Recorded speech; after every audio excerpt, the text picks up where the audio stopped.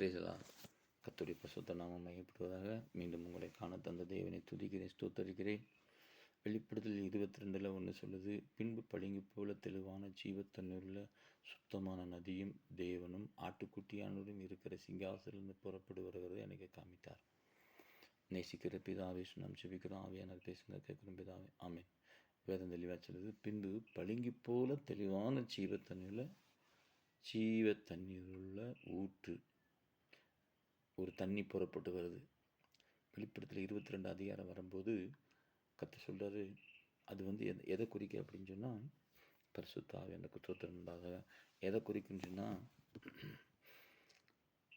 கடைசி காலம் 21 புதுப்பிக்கல், 22 வருகைக்குள்ள எல்லா ரகசியம் வரும்போது தான் அங்கே தெளிவுபடுத்துகிறாரு. பரலோகத்தில் எப்படி இருக்குது அப்படிங்கிறத யோவானுக்கு கொடுத்த தரிசனம். அங்கே 5ஆம் வசனம் பார்க்கப்படும்போது, அங்கே ராக்காலம் இராது, சூரியனுடைய விளக்கும் வெளிச்சம் வேண்டுவதில்லை, தேவனாகிய கர்த்தரே அவர் மேல் பிரகாசிக்கிறார், சதா காலம் அவர் அரசாழ்வார்கள் அப்படின்னு சொல்லி 5 சொல்லியிருக்குது.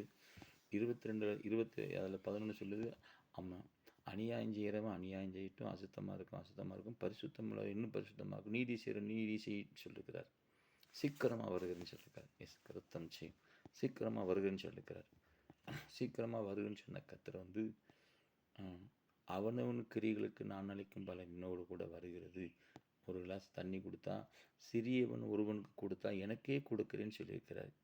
பிரியமான சகோதரா, பிரியமான சகோதரி, வேதம் நமக்கு தெளிவாக சொல்லுது. வேதத்தில் ஒரு ரகசியங்கள், ஒரு பொண்ணு மாறி போகாது. காவுக்கு மேலே இருக்கிற புள்ளி நியாயந்திருக்குமா? காவுக்கு மேலே வைக்கிற புள்ளி, இக்கு வைக்கிறோம் இல்லையா, அது நியாயந்திருக்கிற நாள் என்ன செய்யுது உண்டு. வேதம் தெளிவாக சொல்லுது, பளிங்கு போல தெளிவான ஜீவ தண்ணீர் உள்ள சுத்தமான நதி. இது யார் பார்க்குறா? யோவான் பார்க்குறார். வெளிப்படுத்தல் யோவான் பார்க்குறார். எசேக்கியேலும் கொண்டு காமிச்சிருக்கிறார். தானியேலும் பார்த்துருக்கிறார். வெளிப்பாடு யோவான் பார்த்துருக்கார். ஆனால் எசேக்கியேலெல்லாம் பரலோகத்தை அளந்திருக்கிறது தான் அவருக்கு வசத்திருக்க தரிசனம். பரலோகத்தை அளந்து தன் சுற்றுவட்டத்தில் இருக்குன்னு அளந்திருக்கிறார். ஆனால் வெளிப்படுத்தல் விசேஷம் நேராக கொண்டு போய் காமிக்கிறார். இயேசு கிறிஸ்துவின் முகத்தை காமிக்கிறார். முகத்தை பார்க்குறாரு. இயேசு கிறிஸ்து அன்பை ருசிக்கிறார். இயேசு கிறிஸ்து இறக்கத்தை ருசிக்கிறாரு. இயேசு கிறிஸ்து யார் என்பதை காமிச்சு கொடுப்ப அங்கே தெளிவுபடுத்துகிறார். கர்த்தருக்கு பிரியமான சகோதரா, சகோதரி, இந்த கடைசி காலத்தில் நம்ம வாழ்க்கை நினைச்சிக்கிட்டு இருக்கு, ஓடிக்கிட்டு இருக்கு. இதை நம்ம சிந்திக்க வேண்டிய காரியம், செயல்பட வேண்டிய காரியத்தை நம்ம நிற்கிறோம். வேதம் தெளிவாக சொல்லுது, ஆமாம், சுத்தமான நதியும் ஆட்டுக்குட்டியானரும் இருக்கிற சிங்காசனத்தில் புறப்படு வருகிற எனக்கு காமிச்சார். ஒரு நதி புறப்பட்டு வருது, தண்ணி. அந்த நதி என்ன வேணாலும் செய்யும். ஆனால் அங்கே புறப்பட்டு வருவது பரிசுத்த ஆவியுடைய நதி, சுத்தமான நதி. இன்னும் மனுஷனை சுத்தப்படுத்துறதுக்கு கொண்டு வருகிற ஒரு ஜீவ நதி, மனுஷனை சுத்தப்படுத்த கொண்டு வர ஜீவ நதி. இந்த ஜீவ நதி ஒரு பிள்ளைகளுக்குள்ளும் பாயணும். அது என்ன நதின்னு சொன்னால் அபிஷேகம்.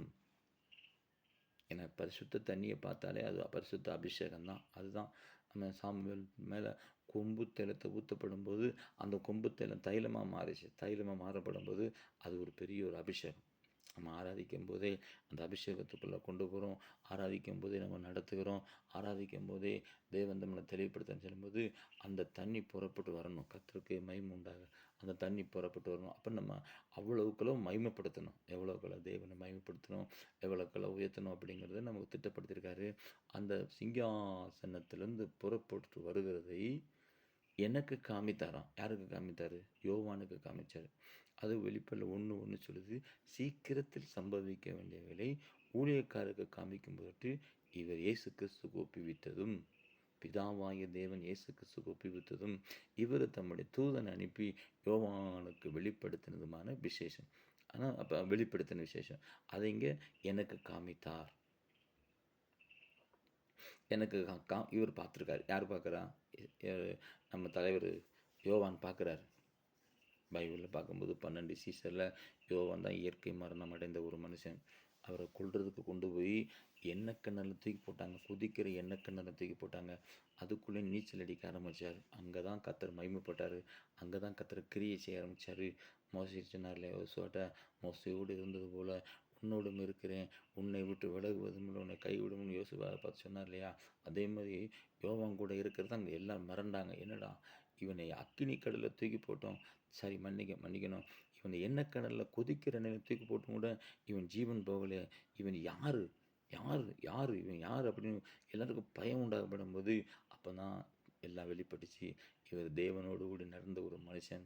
தேவனுடைய சம்போசிச்ச மனுஷன். தேவனுடைய சம்போசிச்சு கூட படுத்தவங்க, கூட உட்கார்ந்தவங்க, கூட சாப்பிட்டவங்க, எழுந்திருந்தவங்க, போனவங்க, இவங்க கூட உட்கார்ந்தவங்க, சாப்பிட்டாங்க, எழுந்திருந்தவங்க, போனவங்க, வந்தவங்க எல்லாத்தையும் எல்லாம் தெளிவுபடுத்த போகும்போது, யோவான் சொன்ன தீர்க்க தரிசனம் ஜனங்களை ஆட்டிடுச்சு இல்லையா? ஒரு ஆட்டிடுச்சு இல்லையா?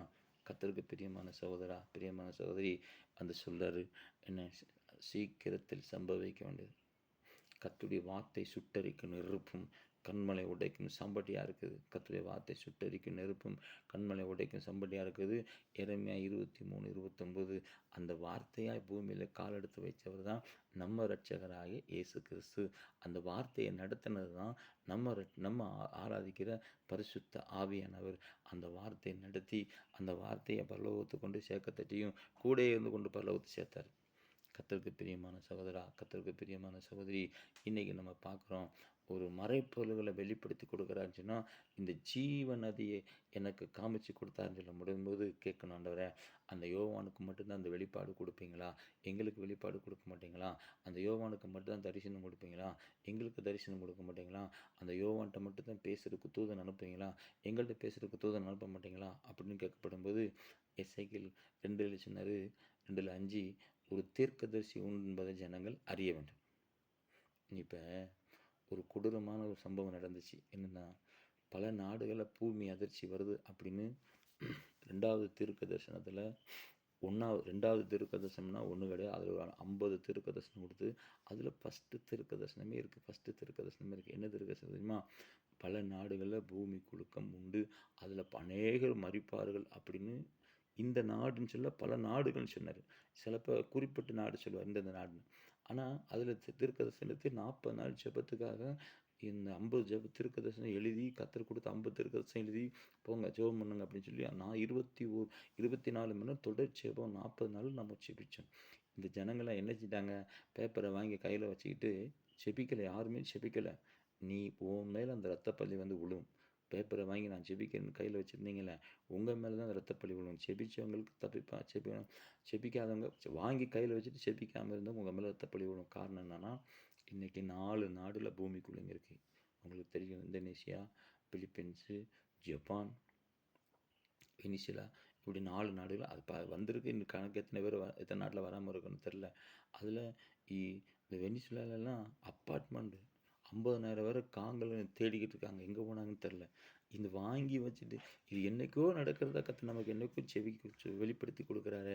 அதை நம்ம செபிக்க ஆரம்பிக்கப்படும் போது நமக்கு அந்த பிரச்சனையை கர்த்தரில் தீர்த்து கொடுக்குறாரு. அந்த பிரச்சனையை அது ஒரு மணி நேரம் உட்காந்து செபிச்சா என்ன? கர்த்தர்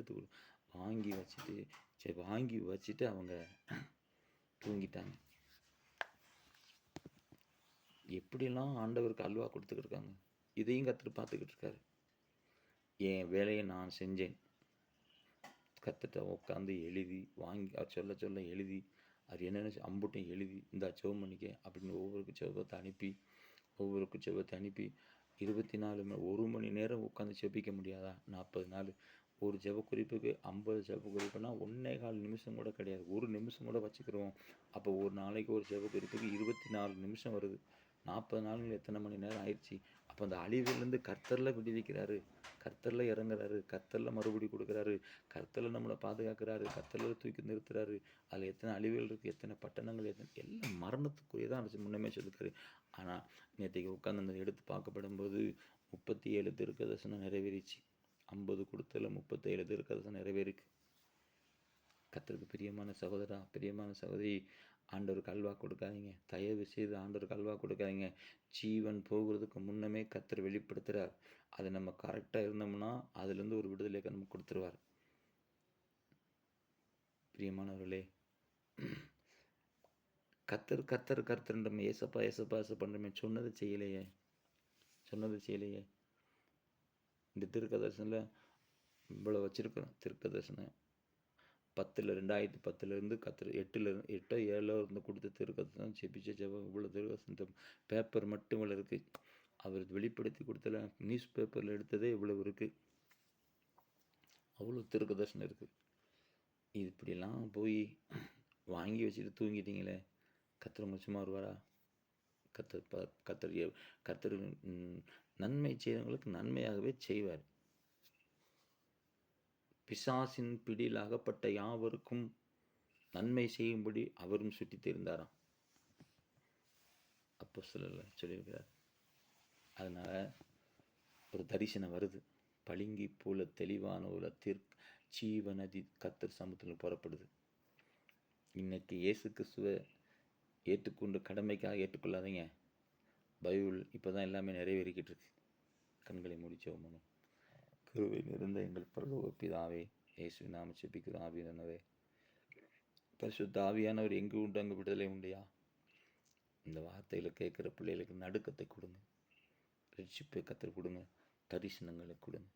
ஆவியானவர் பெரிய கத்தை செய்யுங்க பிதாவே. ஆமென். God bless you.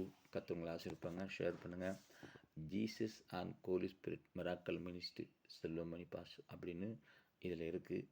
அந்த இதை நீங்கள் ஓப்பன் பண்ணி பார்த்தீங்கன்னா இந்த மெசேஜ் வரும்.